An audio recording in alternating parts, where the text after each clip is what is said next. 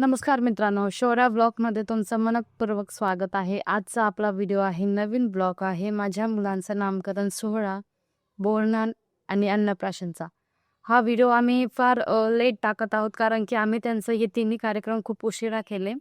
त्याच्यामुळे आम्ही हा ब्लॉग तुमच्यापर्यंत लवकर येऊ शकला नाही, पण आता आलेला आहे, तर प्लीज याला नक्की बघा. तर आज माझ्या मुलांचे आहे नामकरण पण आहे, बोरनान पण आहे आणि अन्नप्राशन पण आहे. तर आम्ही खूप दिवसानंतर हा कार्यक्रम करायचा प्लॅन केला. अगोदर करणार होतो, पण माझे सासरे आणि माझी मुलगी वारल्यामुळे आम्ही हे करू शकले नाही. मला एकसाथ 3 मुलं झाले होते, 2 मुलं आणि 1 मुलगी. तर माझी मुलगी जस्ट आता एक्सपायर झाली. सो त्या हिशोबाने आम्ही आता ते कार्यक्रम आता केले आहेत. तर बघू शकता तुम्ही, हे आमचं डेकोरेशन आहे. आम्ही घरातल्या घरातच केलं होतं, कारण की बाहेर मोठा कार्यक्रम करणार होतो आम्ही, पण मुलगी वारल्यामुळे आम्ही ते बाहेर न करता फक्त घरातच, घरच्या घरी आम्ही फुलांनी छान डेकोरेशन केलं होतं.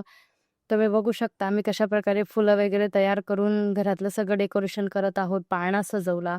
घरात सगळंच डेकोरेशन आम्ही हातांनी केलं आणि लहान मुलांना समोर सगळे कार्यक्रम करायचे म्हटले तर खूपच अवघड जातं. तरी तुम्ही बघू शकता की आम्ही दोघी मुलांना व्यवस्थित सांभाळून खूप व्यवस्थित करण्याचा प्रयत्न करत होतो. माझी मोठी मुलगी तिथंच आम्हाला सहकार्य करत होती. ती खूप त्रास देत होती, तरी आम्ही करत होतो. तर बघू शकता हा आहे माझा लहान मुलगा. खूपच बदमाश आहे. मी त्यांची नावं तुम्हाला आता सांगत नाही. नक्की नंतर सांगेल. जेव्हा नामकरणचा व्हिडिओ टाकेल तेव्हा तुम्हाला नक्की सांगेल. आहे बलराम. हे आम्ही घरी म्हणणारे नावं आहेत, बलराम आणि कृष्ण. बाकी आम्ही त्यांची नावं तुम्हाला नंतर नक्कीच सांगू. पण तरी तुम्ही बघा की खूपच गोड आहेत आणि खूपच बदमाश आहेत ते. आणि तेवढे समजदार देखील आहे, कारण की पूर्ण कार्यक्रम महोत्सव ते बिलकुलच रडले नाही. त्यांनी खूप समजदारीने ते कार्यक्रम आम्हाला पूर्ण करण्यास मदत केली. त्याचप्रकारे हे काय त्याचप्रकारे तुम्ही बघू शकता की कार्यक्रम करताना खूपच सगळ्या गोष्टी अरेंज कराव्या लागतात. आणि ही आहे आमच्या आमची आम्हाला मदत केली त्या ताईने की कार्यक्रमात सगळं फुलांचं वगैरे डेकोरेशन करण्यासाठी. तर तुम्ही पाहू शकता की त्यानं प्रकारे कार्यक्रमाला आम्ही मदत करत आहोत. म्हणून सगळ्यांनी आम्हाला खूप मदत केली कार्यक्रम करण्यासाठी, डेकोरेशन करण्यासाठी. कारण की एकट्याकडनं कुठलाच कार्यक्रम होत नाही. सगळ्यांची मदत असल्यावरच सगळे कार्यक्रम होतात.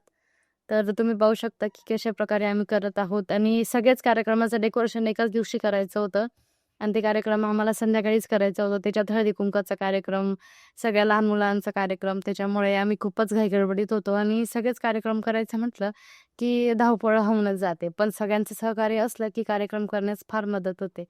त्यामुळे आम्ही हे सगळं अजून म्हणजे खूपच अर्धवट आहे. तरी आम्ही जेव्हा पूर्ण कार्यक्रम स्टार्ट केला तेव्हा डेकोरेशन खूपच सुंदर होतं. ही तुम्हाला मी स्टार्टिंगचं दाखवते आहे, कारण की या हा व्हिडिओ जो मी तुम्हाला टाकणार आहे हा खूपच मोठा आहे. हा जस्ट थोडासा व्हिडिओ आहे, कारण की अजून तुम्हाला त्यांचं बोरन्हाणचा, नामकरणचा आणि अन्नप्राशनचा हे तिघी व्हिडिओ एकसाथ तुम्हाला मी नक्की दाखवणार आहे. तरी कार्यक्रमात सगळ्यांचा सहभाग असला की कार्यक्रम खूप मजेदार वाटतो आणि मनात खूप दुःख होतं. एकीकडे आनंद पण होता की मुलांचं इतकंच छान कार्यक्रम करायचा आणि एकीकडे दुःख एवढं होतं की माझी मुलगी नव्हती आमच्याबरोबर, कारण की तिला आम्ही 10 डिसेंबर 2025 मध्ये गमावलं, की ती अल्पशा आजाराने वारली. पण त्याचं मनात खूप दुःख होतं की ती नव्हती आमच्याबरोबर, कारण की मी तिचा एक स्पेशल व्हिडिओ तुम्हाला नक्की टाकेल की किती गोंडस आणि गोड होती ती. पण त्याच प्रकारे आईला प्रत्येक मुलं हे सारखेच असतात. पण काय करणार, देवाच्या याच्यापुढे काहीच चालत नाही. तसंच आता जो कार्यक्रम आज आम्ही करणार तर त्याच आम्ही सगळ्यांची मनं पक्क करून हा कार्यक्रम केला. ते बघू शकता हे अन्न याच्यासाठी राहतं ते नामकरणासाठी, की हे वराटा-पाटा आहे हे आपल्याला पाळण्यात टाकावे लागतं. बाळाला टाकण्याच्या अगोदर हे पाळण्यात टाकतात. तर तुम्ही पाहू शकता हे आम्ही कशाप्रकारे केलं आहे. अजून तिची पूर्ण सजावट बाकी आहे. हे आम्ही फक्त थोड्या प्रमाणातच केले आहे.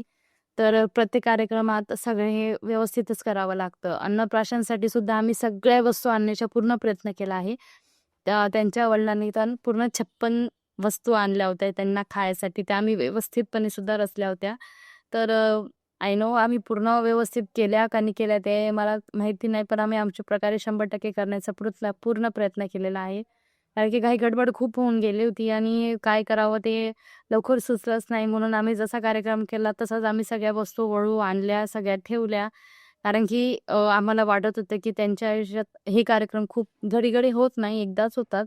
तर आम्ही सगळे कार्यक्रम व्यवस्थित करण्याचा पूर्ण प्रयत्न करत होतो आणि त्याच्यामुळे तुम्ही पाहू शकता की सगळ्या वस्तू होत्या. काजू, बदाम वगैरे जे हव्यात एका बाळासाठी सगळ्या वस्तू आम्ही आणल्या होत्या आणि त्यांनी त्या गोष्टींना पूर्णपणे सहकार्य केलं. तर पाहू शकता सगळ्या वस्तू होत्या. त्यांना आम्ही सगळ्या ज्यांना हव्या आहेत त्या सगळ्या वस्तू आम्ही आणल्या होत्या आणि पूर्ण 56 वस्तू होत्या.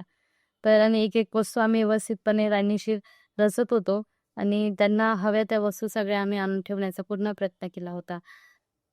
तुमच्याकडेही असेच कार्यक्रम करतात का मला नक्की सांगा. कारण की आम्हीही पहिल्यांदाच केले मोठ्या मुलीच्या वेळेस आम्ही काही केले नव्हते. पण ह्यावेळेस आम्ही नवा ट्रेंड बघून आम्हीही केले होते, की लहान मुलांसाठी काय-काय करावं लागतं ते. तर तुम्ही बघू शकता आम्ही कशाप्रकारे व्यवस्थित मांडण्याचा पूर्ण प्रयत्न केलेला आहे. तुमच्याकडेही असेच कार्यक्रम करतात का मला नक्की कमेंट करा. आणि लहान मुलांना या छोट्या-छोट्या गोष्टीमधूनच आनंद भेटत असतो. तर तुमच्याकडे करतात का असं? तर बघा फुलांच्या डेकोरेशनमध्ये अशा प्रकारची सजावट कशी वाटते आहे मला नक्की सांगा. आणि कार्यक्रमात हे सगळं असणं फार गरजेचंच असतं. तर आम्ही थोड्या-थोड्याच वस्तू सगळ्या आणल्या होत्या कारण की हे अन्नप्राशनमध्ये असणं खूप गरजेचं आहे असं मी ऐकलं होतं. आणि लहान मुलांच्या हे सगळ्या हौस पूर्ण करणं खूप गरजेचं असतं. तर तुम्ही पाहू शकता हे सगळ्या वस्तू आम्ही व्यवस्थितपणे तिथं ठेवल्या, डेकोरेशनसुद्धा केलं.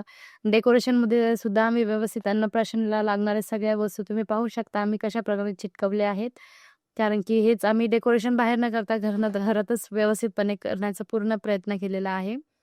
आणि तुमचं असं सहकार्य असू द्या कारण की सगळ्यांच्याच प्रेमाने सगळे कार्यक्रम हे पूर्ण होत असतात. पाहू शकता व्यवस्थित वस्तू आम्ही ठेवलेल्या आहेत.